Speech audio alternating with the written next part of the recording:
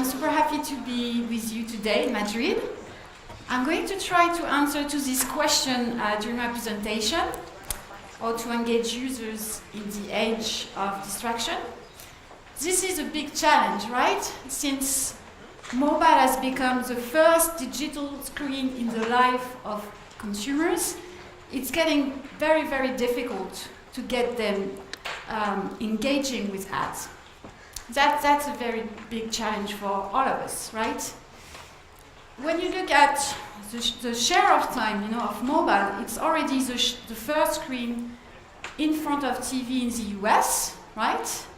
And for some target audiences like teenagers, for example, it's already the first screen, right? I realized recently that my son was doing his homework while watching video on YouTube, right? Or maybe that's the other way around. He was watching a video on YouTube while doing his homework. You can imagine how effective this is, right? That's great. Actually, it looks like we are at the moment of the relationship with phone that we were 40 years ago with smoking, right? Remember when it was allowed to smoke in restaurants, in offices, right? It's no longer the case. Looks like we are taking the same route with mobile. Let's have a look at these quick videos that will tell you more about this new addiction that we have developed.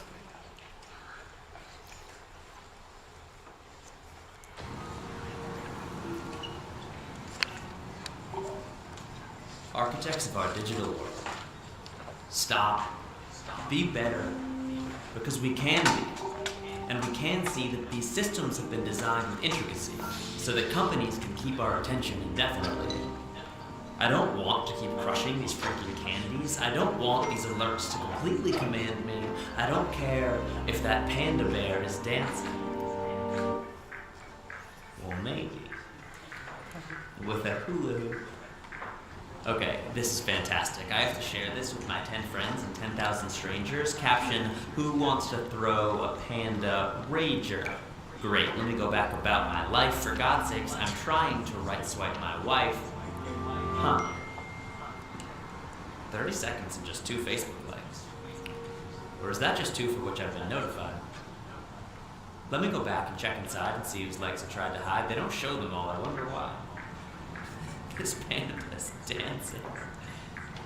And another video plays after automatically.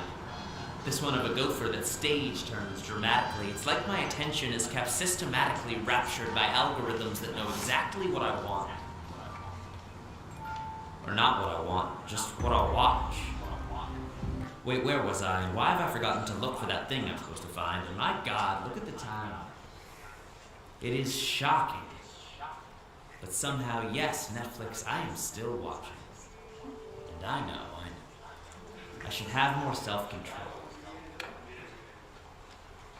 So it's like we are losing the control of our time and attention, right? And all those distractions are affecting our ability to be present in the moment to others, and also affecting our ability to focus and to think. That's what this guy, Tristan Harris, observed when he was working at Google 6 years ago. He started to work on this topic. He did a wonderful presentation on this topic that went viral. You can still find it on the internet. And all those ideas that he had on how to better respect the user's attention had a great impact in the industry, right? He has founded last year the Center for Human Technology, which is advocating for time well spent, right? He's advocating for a design of interface that is more respectful of users' experience and attention. So they will promote application and services like Moment, which helps you to monitor the time you spend on your screen and how many pickups do you have in one day. And another example is Strive, which is an application which turns your phone into a dumb phone. You can only receive or make calls, that's all, right? So that's an interesting app. When you look at this trend of the ecology of attention, and you apply those principles to advertising, you will come to the conclusion that the old way of doing, forcing attention to users, doesn't work anymore, right? We have to be smarter. We have to prompt the attention and entice the user to engage with the ad, right? That's the only viable option in this era of attention.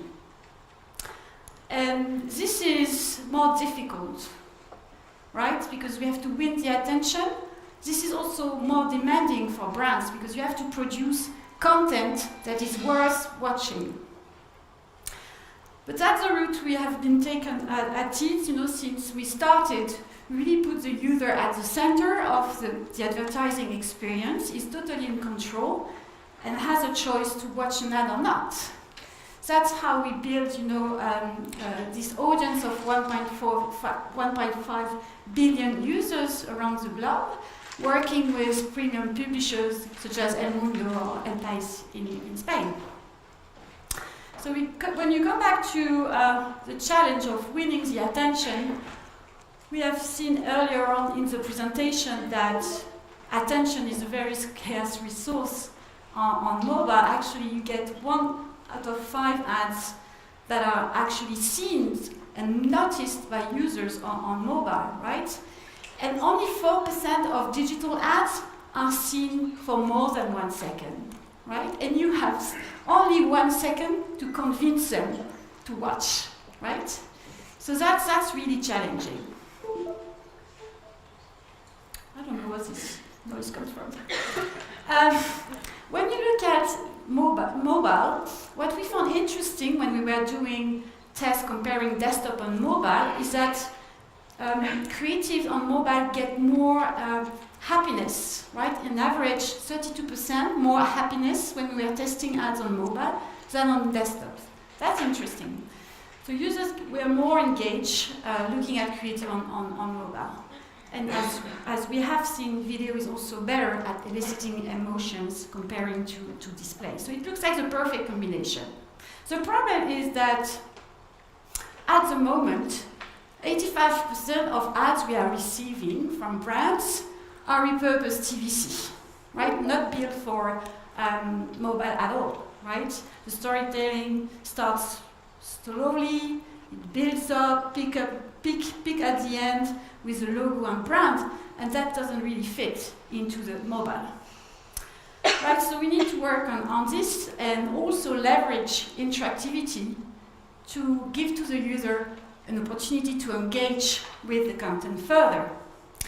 So to solve this issue of misalignment between the content that we were receiving and the mobile device, we have created a solution to pre-test ads and to draw recommendation of optimization to make them work harder on mobile. So what we are doing is just facial coding to measure the emotional reaction to the ad, and we are also doing A/B testing at the same time to get the digital KPIs like the completion rate or click-through rate that we get with the creative in a real-life environment on mobile. So we have been quite successful with this solution. We have been testing 600 creative in 2 years. I would say 50 in Spain, if I'm right, Christina, something like that. And when we measured the results of the optimized creative compared to the original one, we get 30% increase in emotional engagement with the optimized version once the studio team has worked on the creative to optimize them. So for facial coding, just a quick explanation on how it works for those that are not familiar with it. It's a way to passively measure emotions. What we are doing is just capturing facial expressions through webcam, and then those expressions are translated into emotion, right? Surprise, happiness, fear, reject. Everything is reported back second by second on a dashboard. So that's what we use for measuring emotions. We are also using behavioral metrics, such as drop-off rate, right? And you can see on this graph, we are looking at emotion and behavior at the same time. The blue curve here is the confusion, and the gray curve is the drop-off rate. So after the first 3 seconds, we have lost 10% of the impressions we had at the beginning, right? And when you go further, at 10 seconds, we had peak in confusion, and this led to a higher drop-off rate. So there's a connection between the confusion that you can feel and the behavior to drop off. Right, so let's go into the learnings that we get from all those testing. What we found is 4 different phases that you have to go through if you want to optimize your ad for mobile. The first thing to do is to get your ad on the radar of the user, right? This is really important, that your ad get noticed and that you generate a stimuli that is strong enough to attract the eye of the user. Then you have to pass the first second test, which is the time we need to process an ad and to decide whether we want to watch it or not. That's a moment of truth. And then you have to retain attention, right? You have to go further the first second and build emotions, right? As we know, the more time you spend, the longer is the ad, the more stronger will be the emotions that you can generate. So you have to retain attention, keep the user engaged until the end, and then create a positive response for your brand, right? If you generate happiness and the brand is not associated to it, it's just entertainment, right? So we have to make sure the brand is really associated to this.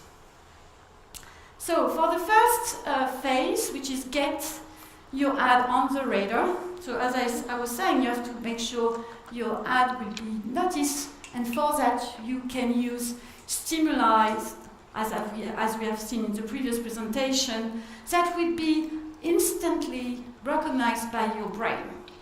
Bright colors, faces, text, animation, right? All those elements are instinctively recognized by our brain. You can also use surprise effects using different angle or unusual visual, and you can also leverage the media environment, right? It has really a great impact. It's really a driver of attention. When we did this study 2 years ago, we found that when you compare premium publisher and social media, you have 42% more users engaged in premium publishers watching the ad compared to social media. The reason being that you are less engaged when you are on your social feed than when you are on premium publisher reading an article. Right? That's the main reason why. The quality of attention is much better on premium publisher sites. The second phase is to pass the second test, to make sure that your ad is processed as quickly as possible, avoid confusion, and also you have to make sure that you give to the users reason to watch your ad. So in order to do that, you can leverage 2 things, because the way the brain works is that in your environment, the brain is going to prioritize the information that are relevant to you at the moment, and information that are also rewarding for you. So elements that you know for past experience are rewarding. So if I want to buy a pair of shoes, right, I will pay more attention to a Nike ad, right? And same if I have a good experience with a Nike brand or a Nike ad, I will be more likely to pay attention to it, right? That's why it's super important to put from the start all the relevant information that the user needs to understand what the ad is about. So in this example for Patek, we have created a skin. The studio team have created this skin where we have the logo of the brand, the title of the ad introducing the 24 automatic. And this is, really working well in terms of attraction when we tested the ad, original versus optimized. We also added a carousel, actually, that drove engagement as well at the end of the ad. Then you have to retain attention. Once you have passed this first second, you have to keep the user engaged. You have to make sure that your ad also can be understand whether or not the user is watching it with sound. Actually, we are all on the go, and as you know, 69% of consumers on the go don't watch video with sound, right? So we started to do some testing on sound on and sound off, and we found that there was no difference in average. Where there is a difference is when the ad is with a voiceover or as dialogue, right? And in order to make the ad understandable by the audience, you just have to use captions. This is working very well on mobile, and when we test with and without sound, we get the same results when we use caption. So that's a problem solved. Then you have to make sure that, as I was saying, that you could keep the users engaged, and sometimes you have to take shortcuts. Let's have a look at this example. In ogni famiglia c'è sempre una prima volta per ogni cosa. Il tuo primo caffè, la sua prima missione di soccorso, la sua prima sfilata di moda, il suo primo rompere gli schemi e dare vita a un cococottero, il suo primo volo in auto fino al settimo cielo. Le godurio i vostri primi ricordi insieme. So the pink curve that you see is the happiness that we measured for this ad, and as you can see, it's peaking at the end, right? In this case, storytelling permits us to change a little bit the order. So we started by the end, so by the scene with the children and the mother, and then we play the ad in the original order. And by doing so, we had a 30% increase in completion rate, right? So taking the most engaging scene, sometimes it's also required to remove some scenes that are not really engaging, right, and make a shorter creative. What is super interesting as well is that confusion is leading people to drop off. So we have to look at the confusion curve. One of the examples that I really like is this example from Sanofi. Sorry, it's in French. Eh oui, je suis en direct dans la gorge de Paul. La météo est des vagues de douleur À la gorge aiguë, l'Isopain mode gorge en Roxol Spray soulage efficacement la douleur. L'Isopain mode gorge, de tout temps avec votre gorge. Ce médicament ne doit pas être utilisé pendant la grossesse en raison de la présence d'alcool. So the blue curve that you see is the confusion that we are measuring. And as you can see, it's very high during the storm scene. The reason being, and actually we learn it from the sentiment analysis because we are asking users what they saw about the ad. They told us, oh, I don't see the relationship between the source road and the storm. And the second was, I don't understand why there is breaking news for bad weather, because the weather is perfectly fine where I am, right? So we took those insights and we proposed to the clients to create two versions of the ad. One is not weather sensitive, so if the weather is really fine, we can use this creative. And the other option was to add DCO weather widget on the creative, so that we help the user to understand the weather metaphor and make it more relevant, right? So that's what you see on the screen. To gain time or to earn time for your content, you can also use formats. Here, just adding the playlist on the side allows us to increase VCR by 50%, right? Because the format is creating depth and really entice the user to watch more content. Then last, you have to create a positive response. right, for your ad, adding call to action, end screen, right, enticing the user to go further. For this Dacia ad, we added a skin around and an end screen, and by doing so, we were able to increase purchase intent by 48 when we compared the original version and the optimized version. So it really makes a big difference in terms of effectiveness.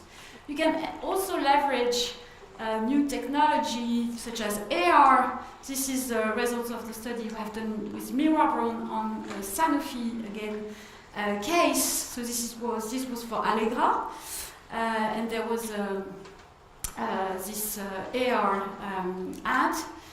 We got 133 plus lifts when we compare expose and control on first mention awareness, which is a metric which is very hard to move, right? So it's really, really impressive. So it's really showing you that we can go much further than just adapting TV ads, right? We can also design ads for mobile, leveraging the technology that is at our disposal. So it's really time for us to change our creative playbook, as mobile is really changing the game for the consumers. So thank you for your undivided attention.